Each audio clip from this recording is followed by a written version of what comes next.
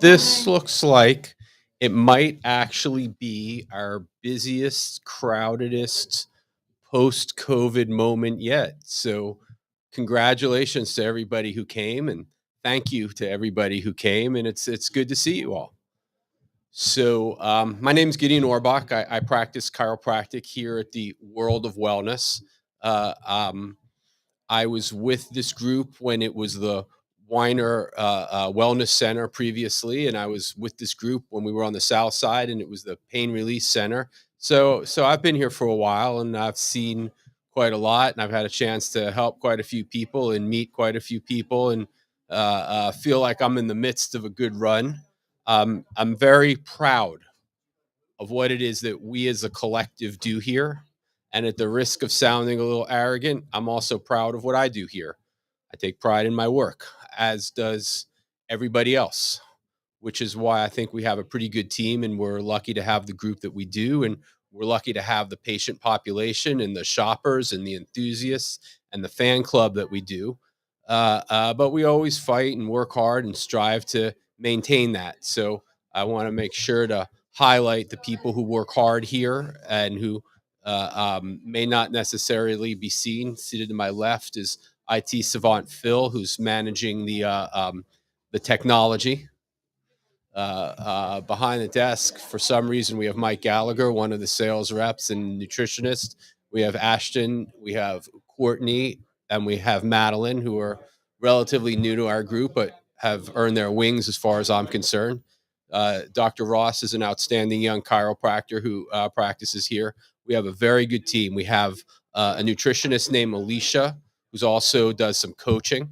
So we're in good shape. And as I see this crowd sitting here in front of me, I'm thrilled to see, like, in this post-COVID world, people are trickling back. But if you're watching on the internet, or if you're on our Facebook group, or you're in whatever platform I'm up on, and you're thinking to yourself, I wonder, or yes, you should come back. Yes, you should be here. Yes, we got plenty of stuff going on.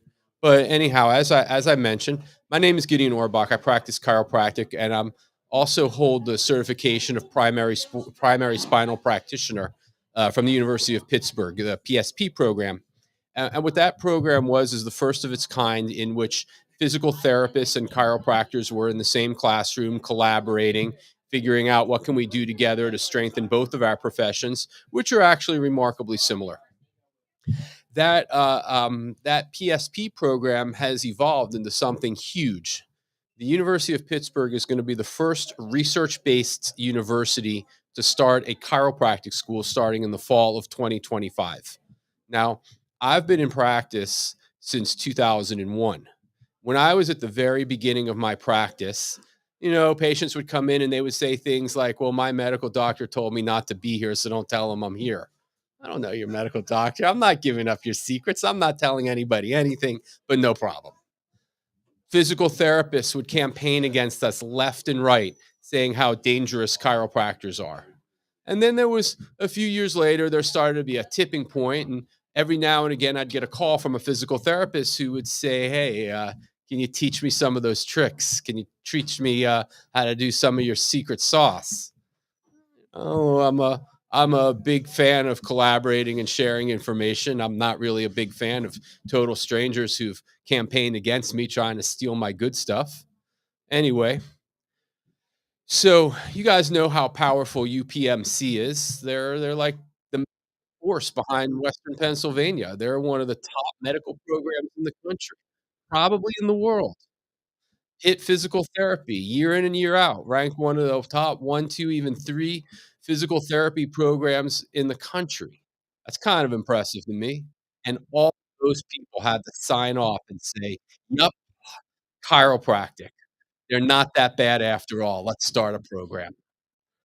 That's my drop the microphone moment, but I'm gonna go on. I got a lot to say for myself.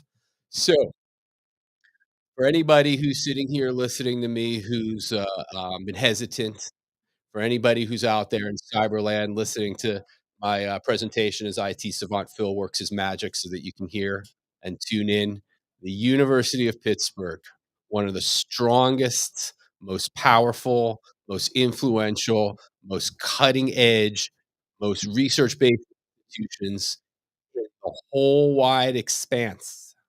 Their number one ranked physical therapy program decided we were evidence based. And not only are we okay, but they want to co opt us now.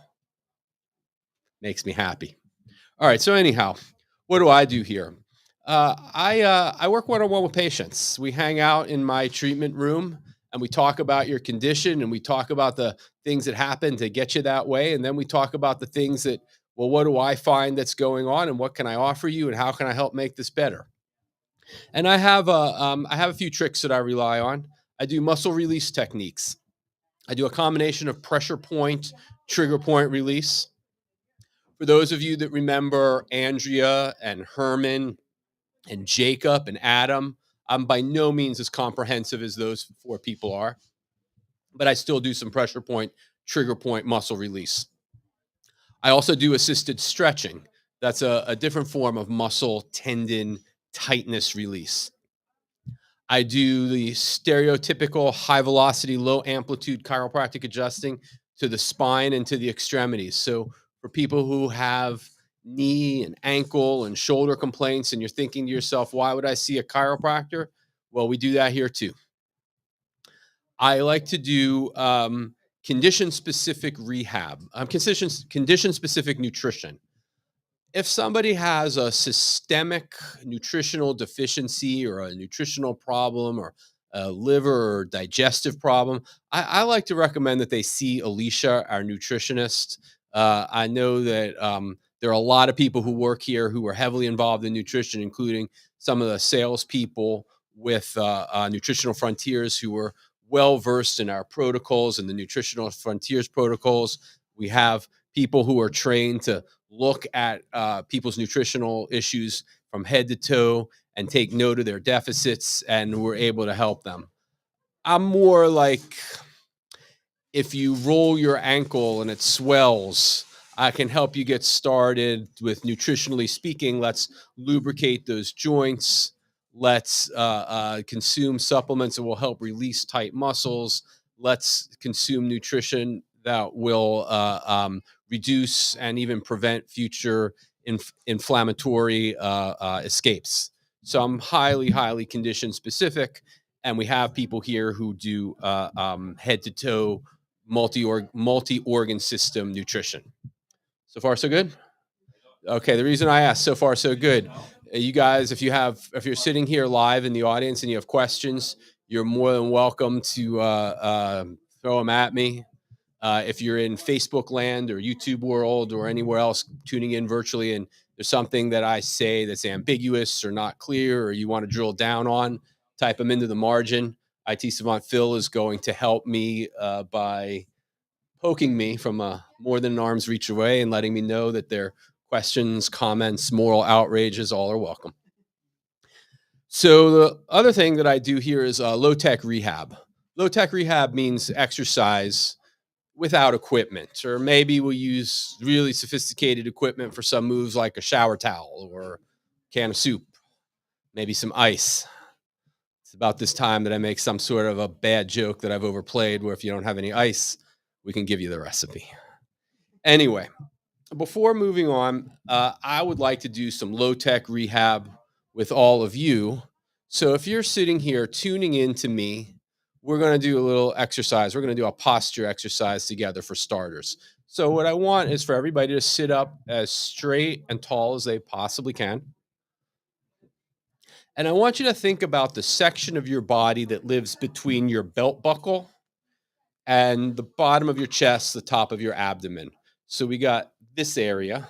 And what we're going to do is we're going to make ourselves as long and as tall as possible in this area. And we're just going to kind of lift the bottom of our chest up, which should naturally throw our shoulders back. We're not shrugging our shoulders up to our ears. We're just rolling our shoulders back, and we're creating length sitting in here between our belt buckle and the bottom of our chest. So if you're sitting there listening to me, we're doing some positional release, kind of core strengthening, holding ourselves in the position that we really ought to be in. And we're just going to hold this and roll on with the show. And if you get fatigued from this position, Go ahead and relax into your chair, but we're still going to hold this and come back to it when you feel appropriate for yourself. And this is going to be a sign that here's something we really all ought to be working on for our postures. Shoulders are rolled back, enabling our chest to lift up, and we're long in our abdomen. We're tall in our abdomen. And so if you do that while you're standing, you'll find yourself leaning back slightly, slightly, and you'll feel your chest coming out slightly, slightly forward. So far, so good. So this is in my world, in my chiropractic practice, this is a rehab exercise. We get to the point where we're past rehab and it just becomes the way you sit and stand and carry yourself comfortably. Everybody cool with that?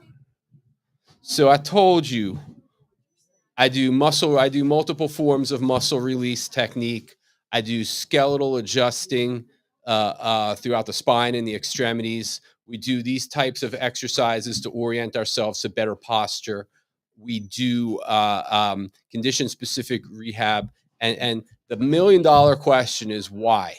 Why would you want to do that? Why would you invest all those years in going to school and paying back student loans and working one on one with people to poke in their tight spots? Why would people want to be a chiropractic patient and have all these tight, tender spots pressed upon, twisted, torqued, maneuvered, whatever the word might be?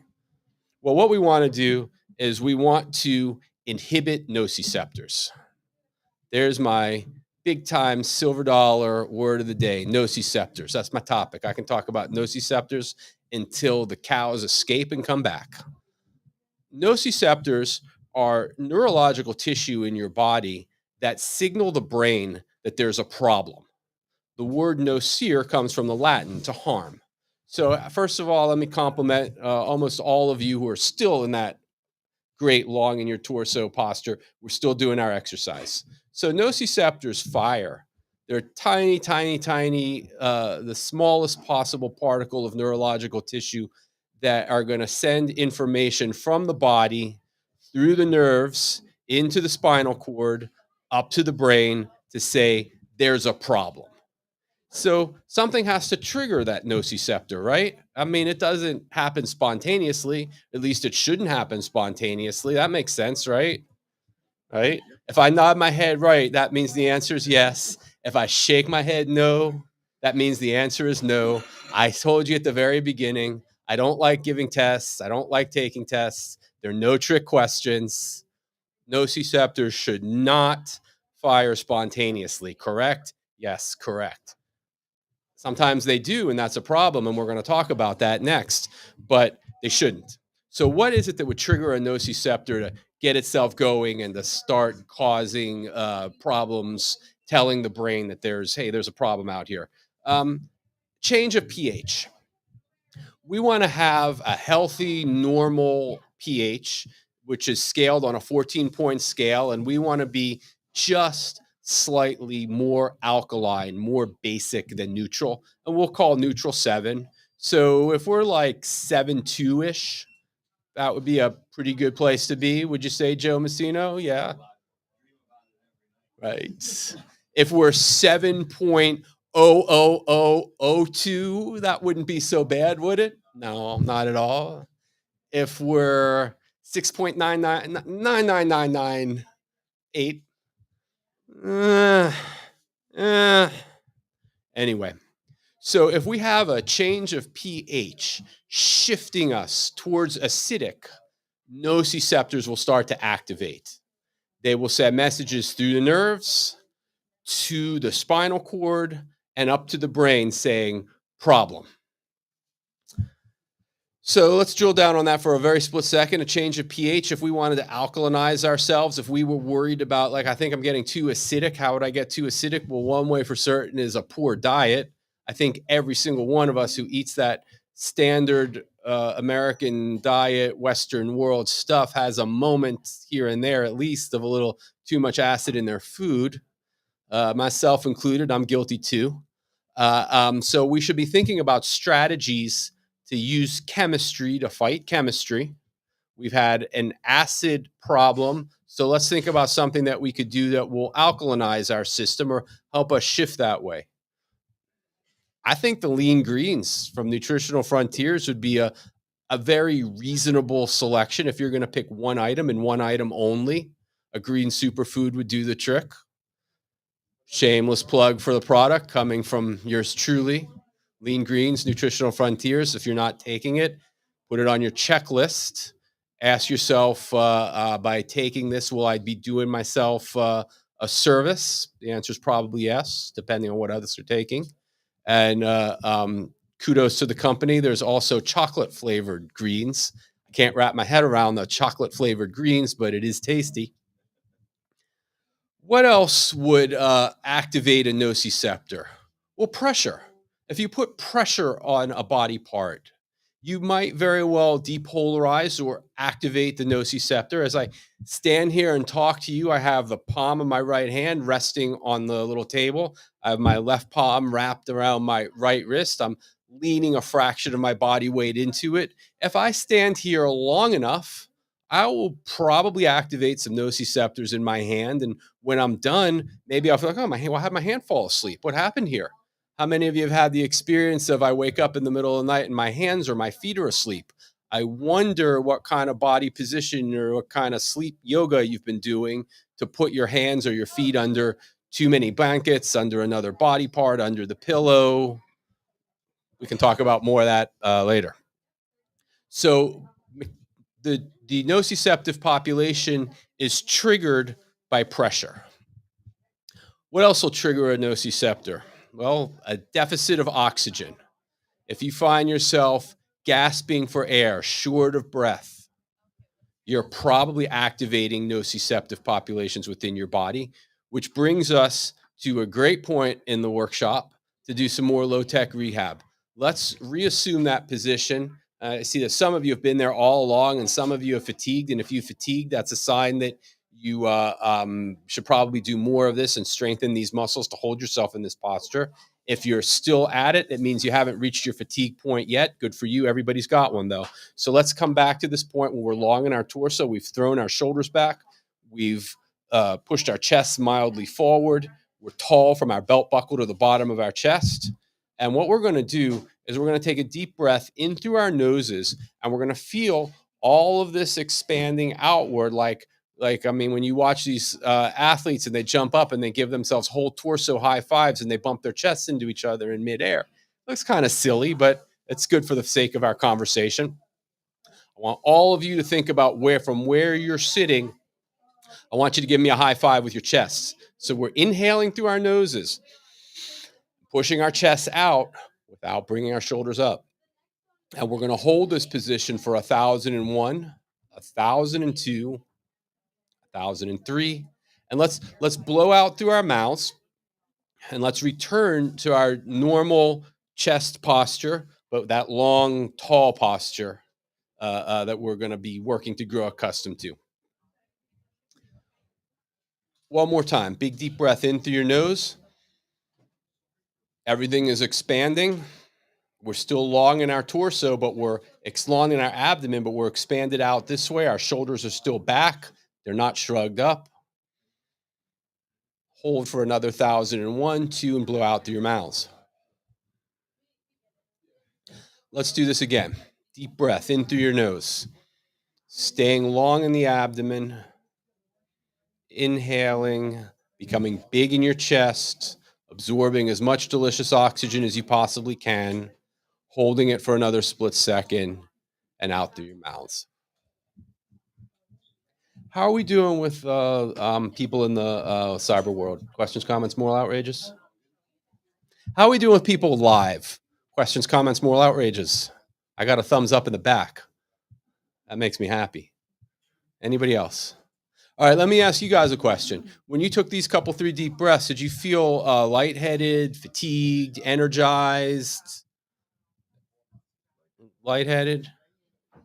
Probably a sign. Probably a sign that your nervous system is just simply not used to getting that much oxygen in as efficiently as you have.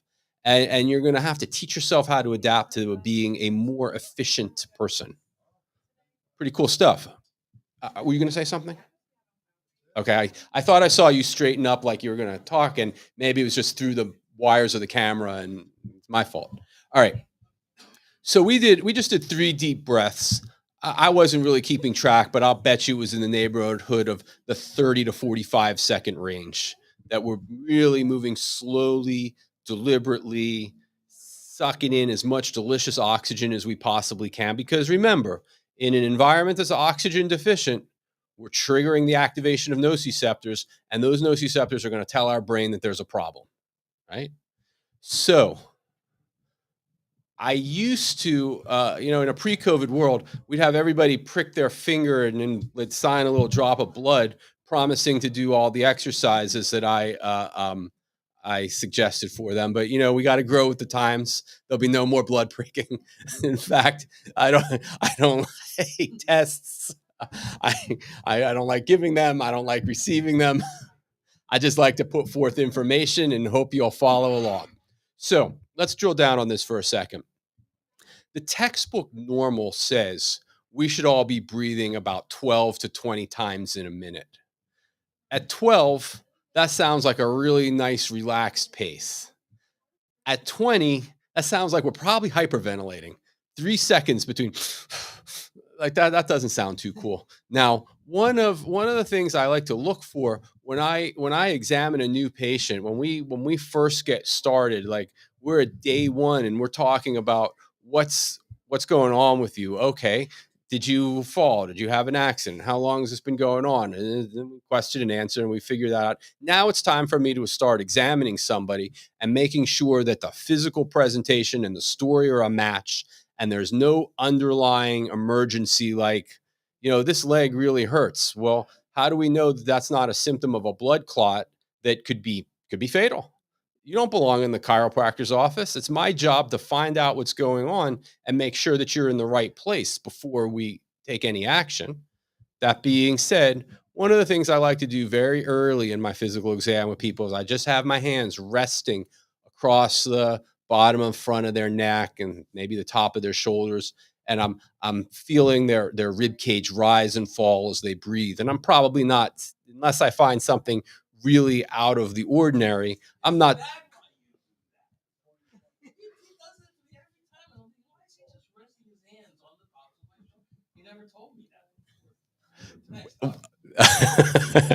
All right. For the people who are here live, I think you just heard what happened. For the people who are in cyberland, something very cool just happened. A grown man with an enviable, an enviable amount of knowledge crammed into that cranium of his. In fact, sometimes we follow him along in the hallways and he doesn't know this because we're hoping he'll like drop a little piece of knowledge and we'll have a mad scramble and somebody will pick it up and claim it. Just had an aha moment. So as I said, when I start with a patient, I rest my hands on their, right here on the top of their rib cage. It might be the trapezius muscle, it might be the scalene muscles. It depends on that individual person's anatomy. I'm just simply feeling the rib cage rise and fall as they're breathing. And I'm not staying there for a full minute, but I'm certainly there long enough to get a sense of, is this rhythmic? Is it symmetrical? Is it, oh, there's a problem. Let me look at my watch and live here just a little bit longer. Okay. So that oxygen rate. So I'm big on with new patients, really counting it, with established patients, just getting a ballpark gist of it. And I got to tell you, there are a lot of people out there breathing at a rate greater than 20 breaths per minute. There are not a lot of people out there breathing at closer to that 12 breath per minute rate. And then I tell you, a lot of people, I'm telling you, based on my experience, based on my patient population, and let's be honest here, it's hard to be a chiropractic patient. You have to show up. This is you bet on yourself time. You have to brave that Pittsburgh traffic. I'm sorry. You have to get here relatively on time because I'm kind of booked up and juggling people's time slots and trying to make it happen for everybody who's on the list as close to their time as possible. You got to take time out of your day to be here. And I hold my patients in a very high level of esteem because I know they've made that commitment to get there on that particular day at that particular time. But this is bet on you time. You want to do this, you got to bet on yourself and show up for yourself, because myself, Alicia, Dr. Ross, IT Savant Phil, Madeline Ashton, and Courtney, they bet on you. They came, they showed up for work today. We all showed up. So we want you to bet on yourself and keep your appointments and make appointments. But that being said, my population of people is small when you consider who's out there in Pittsburgh, who's out there in the region, who's out there in the country. And when I tell you that these people who have bet on themselves, who've made the commitment to come here and get a treatment and to be evaluated and to talk about their systemic well-being and how their bodies are working and what they can do and what we can do and so forth, that group of people is breathing 20, 24 times a minute. Oh no, what's everybody else doing? What are the people who don't bet on themselves doing?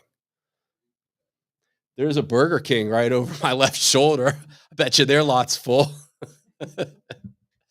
Anyhow, that all being said, I can't emphasize for you how important it is to do these deep breathing exercises and to train your body to be physically more efficient, more practical, breathing deeper, engaging your diaphragm with your deep breath, which you do when you're long in your abdomen and your torso is up and your shoulders are thrown back. And I'm breathing from here. I can give you all the chiropractic in the world. Believe me, I have some very cool tricks. I told you I had physical therapists calling me up wanting to learn my tricks. I have other chiropractors who want to learn my tricks. I'm the beneficiary of some outstanding mentorship. Every year or two, I go to a technique seminar looking for somebody who I really have respect for to watch me adjust a few people and say, hey, you got to tuck your elbow in a little bit more. Your knees aren't bent enough. Lean over further. That looks good. Tiger Woods has a swing coach.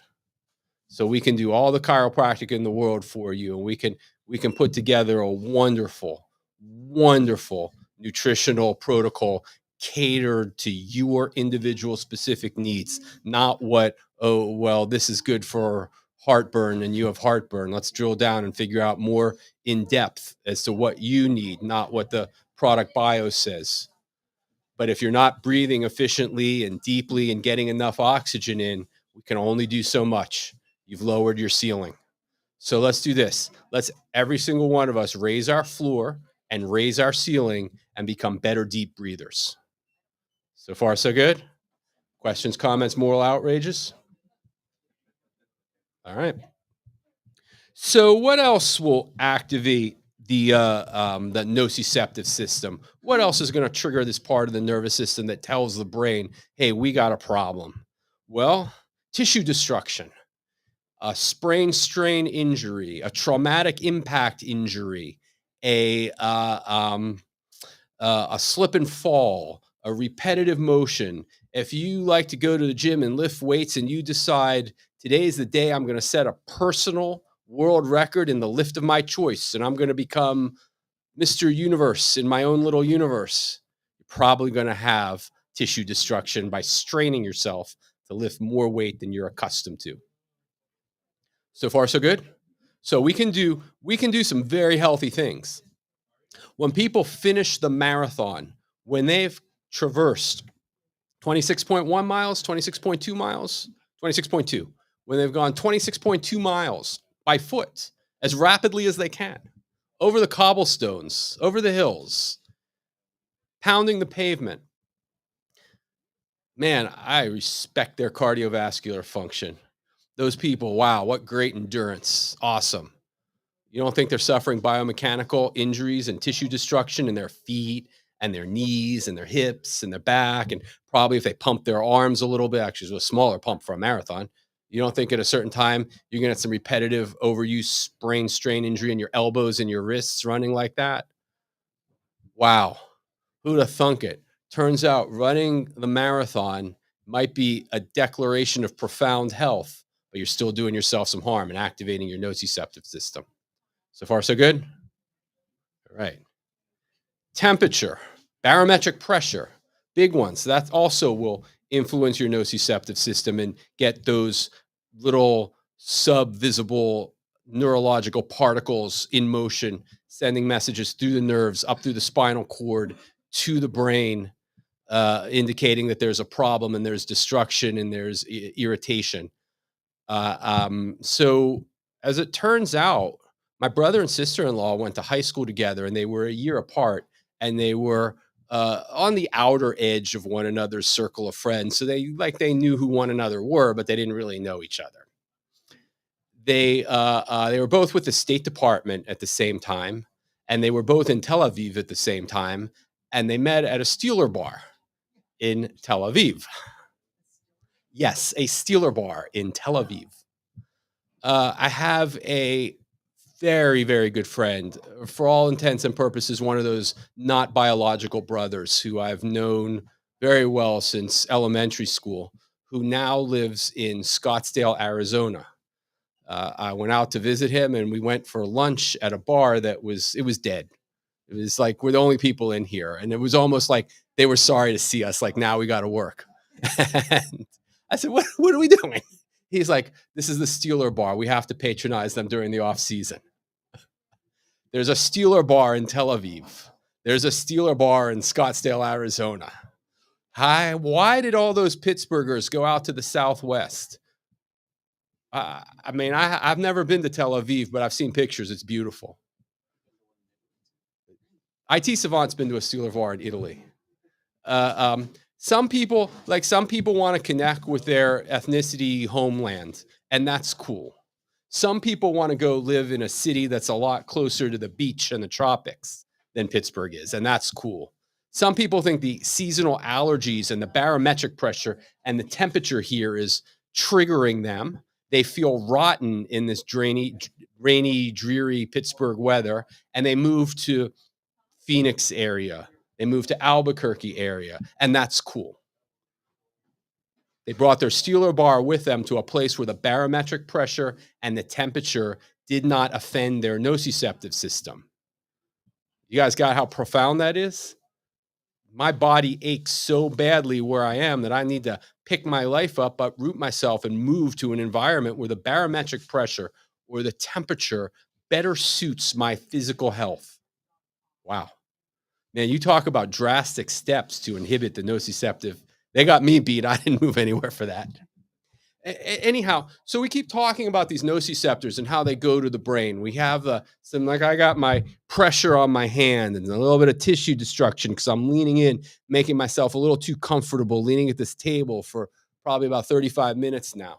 So I'm going to have this repetitive overuse, compression, pressure, tissue destruction as it the tissue warms up. I wouldn't be surprised if the tissue acidity changed a little bit, even locally underneath my hand. I got all these nociceptors in my palm traveling through my nerves to my spinal cord and then up to my brain. So what, right? I mean, it sounds like, hey, that's a great, great story to tell the game show hosts. What does it really mean? So approximately 2/3 of those nociceptors that flow up to my brain are going to go to my brain stem. They're going to cease and desist at my brain stem. But what happens at the brain stem? That's where, by and large, our sympathetic nervous system lives there. So we're triggering sympathetic nerves. So at the brain stem, that mediates your heart rate, your the motility in your digestive tract, um, your pupil dilation, your blood pressure, uh, um, your muscle tension. These are all gonna go on in your brainstem. So if I lead into this and I activate enough nociceptors, quantity, and that quantity comes to threshold, and it starts traveling through my body, like I could be in trouble once my brainstem gets activated. Now, between you, me, and the walls, I don't think this is enough to activate my sympathetic nervous system. But this stuff is additive. It's not just what's going on in my hand. It's the nociceptors that are firing because I sprained my ankle and because I twisted my knee and because I worked out pretty vigorously this morning and because I twisted myself a little bit awkwardly adjusting a patient this morning and because I feel like maybe I have a little bit of a headache. Hmm. I wonder if that's a product of the way my body is talking to the brain, to my brain, and my symptom is I'm a little bit headachy. Could be, absolutely could be. So that's 2/3 of the nociceptive population. What's the other third going to do? It's going to continue on its journey beyond the brainstem up to higher centers of the brain, maybe places where might end up in a place where we have cognitive thought. When have you ever been in pain? And I know everybody I'm talking to has been in pain at one point or another. Maybe it was short lived, maybe it's long lived, maybe it was an acute episode, maybe it was a for today and today only thing, maybe it's an on off chronic thing. I couldn't say. You all have your own individual experiences, but I know that I'm talking to a crowd that has experienced pain at one point or another. You don't think that that pain influences your thought, your attitude, the mood that you're in, the way you relate to other people? I'm nodding my head, yes. I'm not trying to hypnotize you and implant bad activity and bad mechanisms in your mind. I'm telling you about a very, very relatable concept. Okay. So I think, I think it's important to inhibit nociceptors, right? In fact, I think it is so important that I bet my whole career on it. So what I do, as I mentioned, I like to do muscle release techniques.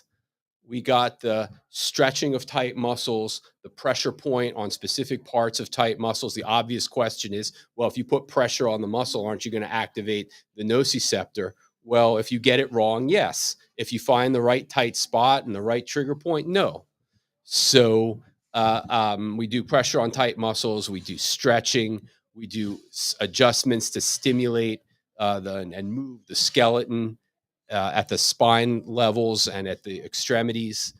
We do nutrition and we do the low tech exercise. Now, all of those modalities can be summed up in a simple sentence: is that we're trying to excite pressure sensitive mechanoreceptors. Okay, so pressure sensitive mechanoreceptors. We want to think about those as a very crude analogy, a little angel sitting on one shoulder.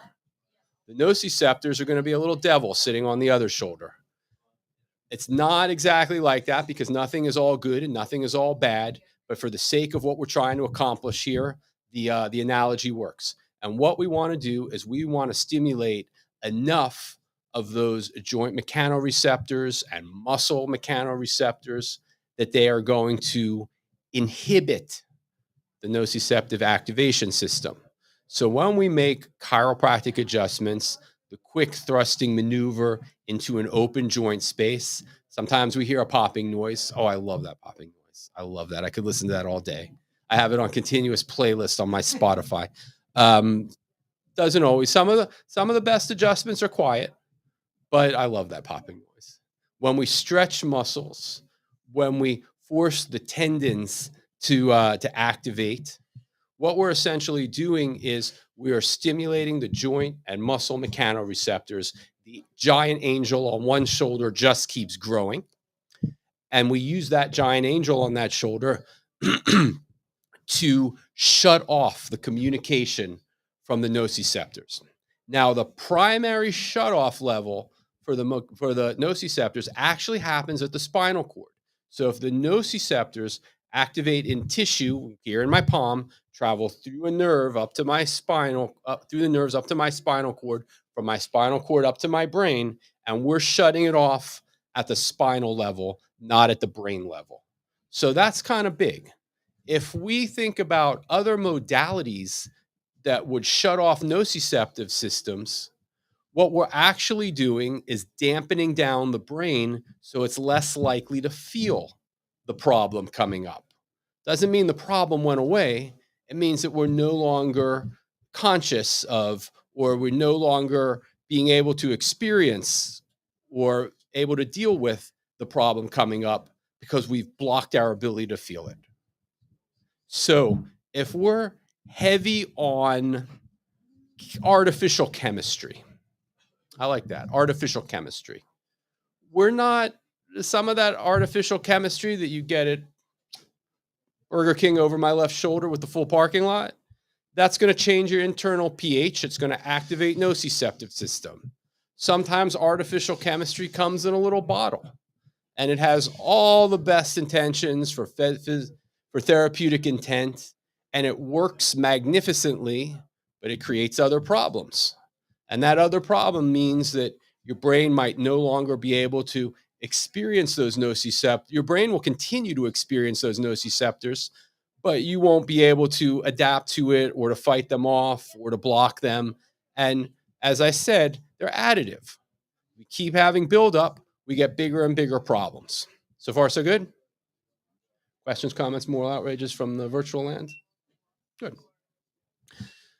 That, my friends, is why I am a natural health guy. I like to use nutritional supplementation. I believe Tracy Stroup is going to talk after me, and she is a nutritionist savant. She is going to tell you things that I can't comprehend. We have people who work here, Alicia in specific. A lot of the Nutritional Frontiers sales reps are very well trained, who will guide you through nutritional protocols to inhibit digestive disorders, to inhibit the sympathetic nervous system, to inhibit the accelerated heart rate, to inhibit liver toxicity. I confine myself to the musculoskeletal stuff. I confine myself to tight muscles. Let's lubricate and maneuver joints. Let's get the tendons and the ligaments to activate. Let's use those tissues as a tool to stimulate that giant angel on my right shoulder to bash down those nociceptors on my left shoulder. You guys cool with that? Now this is my topic, man. I can talk about nociceptive activation, and I can talk about presynaptic inhibition and the trackless sour until, well, I'm not going to get bored. You guys might. But I saw something this morning that I've never I've never talked about before, and I think it's critically important to introduce this.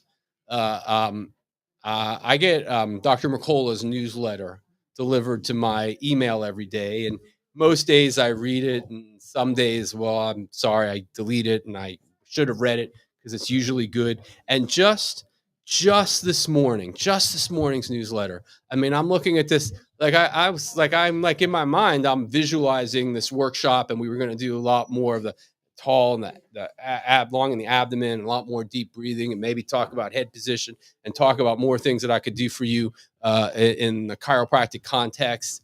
But this needed, I literally cut a lot of stuff out of my talk to introduce this literally at 6 o'clock this morning. And in 2019, let me make sure I have this right. The life expectancy in the United States was 78.8 years old. That sounds pretty reasonable. I don't know. I mean, every day we hear about people who live to be in their 90s. Unfortunately, every day we also hear about people who pass prematurely. But 78.8 sounds like a rich life. In 2021, that number had dropped. In a 2-year period, that number had dropped by 2.4 years. Now, I know, like, we're all very well aware that that 2-year period introduced us to a new lethal virus. Many of the people who shrank the life expectancy passed because of the virus, and I'm not gonna. I don't want to talk about the politics of COVID. It's there. It's a fact of life at this point. Let's talk about what we do moving forward. But what Dr. Mercola also talked about, where it was not just COVID, just what is it that's bringing our life expectancy down? Opioids, drug use, the alcoholic liver, depression. People are killing themselves out of despair and loneliness. Now, one could say a lot of that is new to us because of the COVID lockdowns, and we didn't know how to account for this, and that's a fair statement. But it's also a fair statement to say, look, there's a lot going on in the world today, and people don't know where to turn, where to look for help, and they've never felt so isolated before. Now, We were open here during all of COVID. I was seeing patients.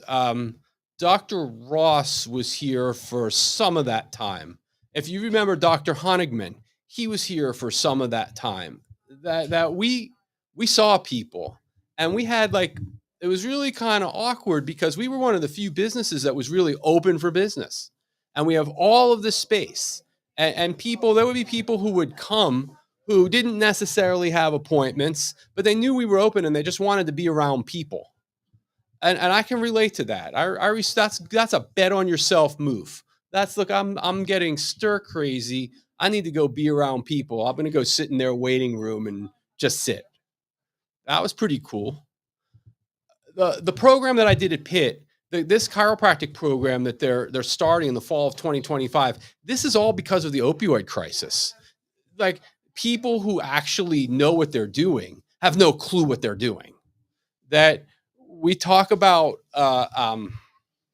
opioids and addictive and potentially fatal medication as a painkiller. This is exactly what I'm getting at. This is when we talk about what kind of chemistry you can take that might inhibit your nociceptive activation treatment, your own nociceptive activation systems, and yet cause so many bigger problems down the road.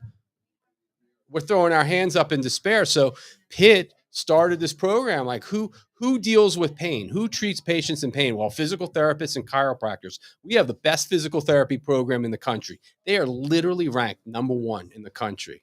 Man, I wish I could send some of that charm over to the Pitt basketball team. But anyhow, uh, um, they don't like chiropractic. They've never endorsed us. They've never wanted chiropractic. But the evidence speaks for itself. If you want to be an evidence based program, you have to look at the evidence and follow what it says. All of the evidence says that, look, chiropractic is highly, highly effective for treating pain. Why? Because we're so good at exciting joint mechanoreceptors, muscle mechanoreceptors, providing our patients with good nutrition to normalize their pH, teaching them how to breathe deeply, maneuvering their rib cage in a way that facilitates deep breathing, helping them to adapt better to tissue destruction and tissue. We do tissue repair. Well, it turns out that as much as they disliked chiropractic, they had to invite us in, and they liked us so much they adopted us and claimed us as their own. It's because of the opioid crisis. Drug use. I don't know. I mean, my heart goes out to people who are at home, despair. They get addicted to something. They're taking too many prescription medications that are too dangerous. I do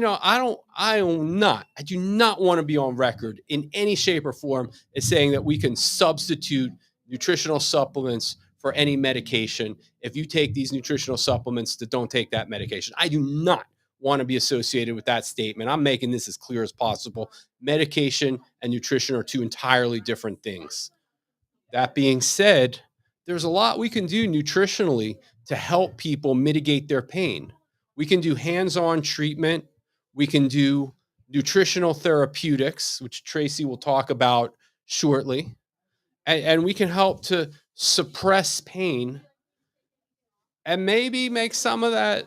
Well, why did I get involved with all those drugs and those opioids in the first place? Maybe we can make some of that disappear. That despair of loneliness, that those people came here. They sat there, right where you guys are sitting here today. I mean, we don't know these people. They don't have appointments. All they want to do is be around other people. Can you blame them? They wanted to get out from the loneliness and the despair. The alcoholic liver. I mean, alcoholism is a disease. It's an addiction. It's an illness. If the patient wants, it can be treated the way it should be treated. But as far as regenerating the liver, we live clear. We have three different liver specific formulas in Nutritional Frontiers alone. Not to mention, we talked about the greens to alkalinize the system. That has liver cleansing components to it. We can take steps to help repair.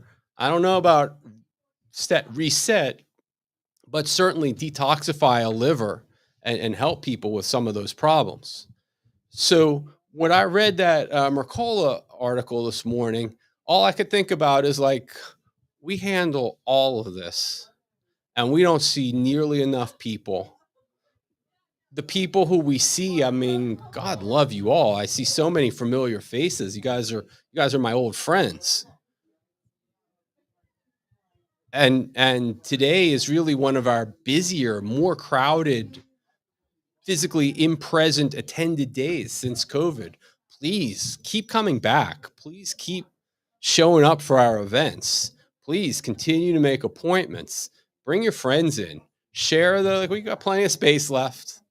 We'll bring in more chairs. Bring your friends in to come and participate in what we're doing here. It's embarrassing. Like, our nutrition store is literally bigger than any GNC I've ever been in. We have such a wide variety of products to help stimulate so many different organ systems and to help counterbalance so many different uh, uh, physical challenges and symptoms. Uh, um, we have myself and Dr. Ross and I, we when we work with patients, we're trying to get to the same place, but we use a different yellow brick road to get there, which is why he and I work so well together. We have a nutritionist, Alicia, who I know that both Dr. Ross and I are busier than her and have referred a number of patients to her. And I see her working with some of my patients. I'm like, they're having so much fun. I'm like, I'm not an outgoing guy. I'm not a big personality person. Like, we have a quiet time talking in my treatment room. And Alicia's a little bit like, she's high energy. Like, oh my God, did you just steal my patients? Do they even like me anymore? Did you just take over control of these people? Am I still? We have a great team here. We have a great leadership team here. We have room to accommodate more people. We have product that can help with such a wide variety of problems. We have chiropractors who can help with wide variety of problems. In a pre-COVID world, I would have told you we have a phenomenal Rolodex, so that, you come in with something that we haven't seen before, may not necessarily be in our scope. We have somebody for you, though. A lot of people retired. So we're rebuilding that Rolodex. We might be able to help you. I can't promise, but we're working on it. And with that, I got a few minutes left, I see. So I'll just open the floor if there are any questions, comments, additional moral outrages, live and in person, people. Everybody, yes, please. I'm closing in on 76. I go to the gym pretty much 5 days a week. When do I know that I'm using too much weights? I never do a weight room. It's like, it's easy, maybe 10 or 20 times. And then the foot thing, I started. Let me cut you off and just redo that for the sake of the people online, and you'll pick back up in a moment. Okay. So the question from the crowd is, this woman is closing in on 174, but she looks a lot more like 67, 68ish. Meet you part way at closing in on 76, right? And she goes to the gym to work out with resistance. That means weights, bands, machines, right? And her concern is, how do I know if I'm using too much? How do I know where I reach that threshold that I'm going to hurt myself? Do I have that right? Okay. Do you want to pick up where you left off, or can I keep rolling? I decided that if I haven't been there for a day, I would go through 20 or more machines, 10, 20 times. I lightened the load for the one where you sit back and you push back. Like, I used to do 85, and I think maybe that's too hard on my knees, so I reduced it to 70. And I only do 10 or 20 times. I'm not going to burn my muscles. They say, burn your muscles, and that's how you strengthen them. I don't go there. Okay. I'm just trying to stay in shape so I can enjoy myself. And I really don't hurt anywhere, but I've been coming here since 2006. Okay, we just had another drop the microphone moment. This woman who goes to the gym and has She's describing, by anybody's standard, a comprehensive routine with machines against resistance. Uh, uh, Says that she doesn't hurt anywhere, and she believes it's because she's been coming here since 2006, which I also believe. I'm not going to take sole credit for her being ache and pain free, but I am going to claim some of that credit. And because I know this person well enough to know that she takes a number of nutritional supplements, and that plays a role. And I know this person well enough to know that she does other things besides go to the gym, which include getting out in nature and going for a walk or a hike from time to time. And that certainly plays a role. And I know we talked about this years ago in a private one on one about posture and breathing. And as I'm looking around the crowd, just kind of watching as people are shoulders back, chest up, long in the abdomen. She's really one of the better people in the group at doing that. So I know there's been some work into this. This did not happen by accident. And yet I very graciously seize some of the credit for her not having aches and pains. Now, as a rule of thumb, when you exercise and you're trying to, whether you're trying to build muscle or activate muscle, or become stronger or maintain the strength that you have, or whichever it might be, you want to think about that exercise period as being a time when you're straining the muscle. Now, if you just want to maintain where you are, you still have to give yourself a mild strain. If you want to grow and you want to become stronger, you got to push yourself, and that's going to be a more intense strain. So, extrapolating from that, one of the keys to good muscle therapy, muscle growth, hypertrophy, exercising at the gym, you got to have recovery. So I certainly don't want to do the same exercise routine or work on the same groups of muscle against time and tension resistance, the same exact thing every single day in a row. I'm thinking like maybe every third day maybe I have three routines, and I'm going to do routine A on day one and routine B on day two and so forth. And maybe I'll take a day four off and I'll go back to routine one. So that's going to build in some recovery time. And the question is, how do I know if I'm overdoing it? How do I know if I'm using too much? Well, the last time you did that exercise, how did you feel afterwards? Do you feel like, wow, I could do one more at the same weight this time? Uh, um, I actually could have changed the pin and I could have done 5 or 10 pounds heavier this time than last time. Do you feel like there has not been a drop off, and there may even be a little bit of a little improvement? And if that's the case, I don't think you're straining yourself, and I don't think you're putting yourself into possible jeopardy. And just yesterday, I was having a conversation with a patient who has AFib and a number of cardiovascular concerns, and the swollen lower legs. And he's telling me that he goes for a walk in his neighborhood. And we talked about gauges along the way. And he says, I have a hard time with this long, gradual hill. I said, well, you know how you feel when you get done with that hill.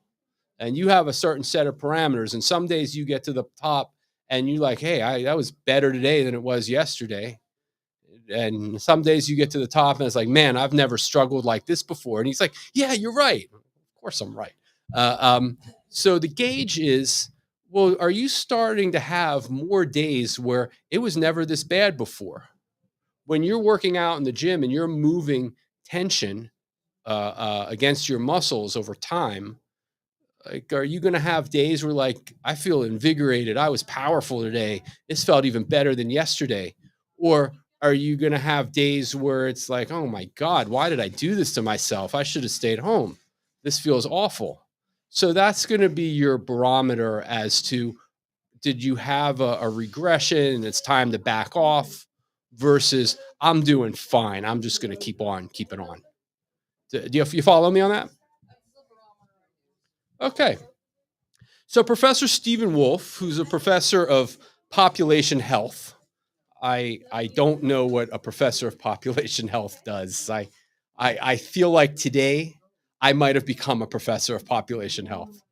Said in response to this decline in life expectancy, it's like the last 25 years of medical advances have been erased. I got an idea. Let's unerase them and start having some natural health advances. Let's continue to bet on ourselves and see chiropractors and occasionally acupuncturists and massage therapists and nutritionists and eat better and breathe deeper and more efficiently and take all the nutrition that we need and let's at least within our circle, let's try and bring that life expectancy number up a few years. I want to thank you all so much, not just for being here, but for your kind attention, for participating in the workshop, for not just being here, but being present. I've enjoyed having a chance to talk to you guys and having this interaction. So thank you all so much.